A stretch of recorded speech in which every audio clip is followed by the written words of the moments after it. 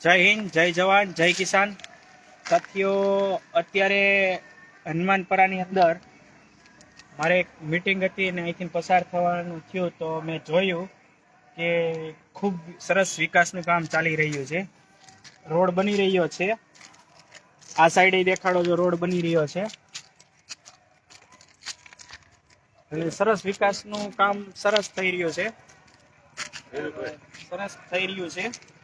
પણ એક વસ્તુ મને સમજાતું નથી કે રોડ આ સાઈડ એટલો પોળો છે, અહીંથી ના રોડ બનવાનો છે, આ સબસ્ટેશન વચ્ચે કેમ છે, આ થાંભલા વચ્ચે કેમ?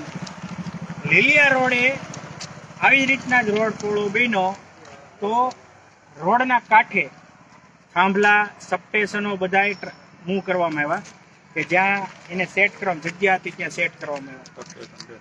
તો તંત્રને મારે એવું કહેવું કે ભાઈ આમાં જે એન્જિનિયરે બુદ્ધિ લગાડેલી છે એ એન્જિનિયરને અમારે એટલું કહેવું, સવારમાં ઉઠી સારી ચા પી ફરીથી આનું કંઈક કરે, કેમ કે અહીંથી જોઈએ આખું સબસ્ટેશનના બે થાંભલા, આ એક થાંભલો, આગળનો થાંભલો અને આગળનો થાંભલો, આ થાંભલા છે રોડ ઉપર છે। હવે આ સબસ્ટેશન છે એને મૂવ કરવું હોય ને જગ્યા ન હોય, સમજી લો કે કોઈની માલિકીની દુકાન છે તેની સામે સબસ્ટેશન ન રાખવા દે, અને મૂવ કરવું હોય તો સમજી લો કે સામે કોમન પ્લોટ હોય કે આગળ ક્યાંય કોમન પ્લોટ હોય ત્યાં કરી શકે। જેમ લીલિયા રોડે કર્યું છે એમ અહીંયા કરી શકે। લીલિયા રોડે પણ ના પાડતા હતા, આપણે એને સજેશન આપ્યું કે તમે આવી રીતના કરો ત્યારે એને ચાલુ કર્યું। એટલે મારું એટલું જ કહેવાનું કે તમને કોક ઝંઝોડે ત્યારે જ તમારી બુદ્ધિઓ હાલે છે, ત્યાં સુધી બુદ્ધિઓ નથી હાલતી નથી।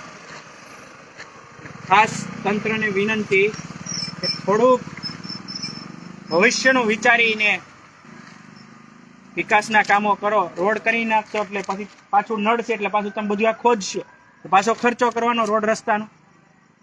તો જનતાના ટેક્સના પૈસા એની સુવિધામાં વાપરો છો ને તો એને સતત એ સુવિધાનો લાભ મળતો રહે ને એવું વિચારીને કામ કરો, એવી મારી નમ્ર વિનંતી છે।